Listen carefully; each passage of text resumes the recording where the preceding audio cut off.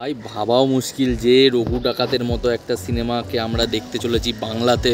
এত big budget cinema, তোমরা star casting জানো, প্রচুর বড় বড় স্টার কাস্টিং, আর তার মধ্যে দেবদার যা লুক, যা পোস্টার দেখা যাচ্ছে এখনও পর্যন্ত ভাই মারাত্মক লেভেলের লাগছে দেখতে। তাই জন্য খাদানের পরে যদি কোনো মুভির জন্য আমি এক্সাইটেড থাকি সেটা হচ্ছে রঘু ডাকাত।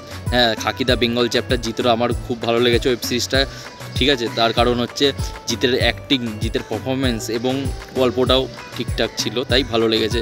আমি শুধু দেবের হয়ে বলছি না, কিন্তু এই যে বাংলা সিনেমাটা আসতে চলেছে রঘু ডাকাত, ভাই বিগেস্ট বাংলা সিনেমা হতে চলেছে দুর্গাপুজোর। আর এর জন্য শুধু আমি না, অনেকে অপেক্ষা করে আছে যে এই সিনেমাটা দেখবে বলে অনেক দিন ধরে অপেক্ষা করে আছে। আমার মনে হয় এর মধ্যে ধূমকেতু সিনেমাটাকে রিলিজ না করাই উচিত, কারণ খাদানের পর দেবের যদি কোনো বিগ বাজেট সিনেমা হয়ে থাকে যাকে প্রচুর পরিমাণে ব্লকবাস্টার হতে হবে, সেটা হচ্ছে রঘু ডাকাত। আর রঘু ডাকাত যদি একটা প্রচুর বড় ব্লকবাস্টার হতে পারে তাহলে ভাই বাংলা সিনেমার রুট পাল্টে যাবে পুরো, আমার মনে হয়।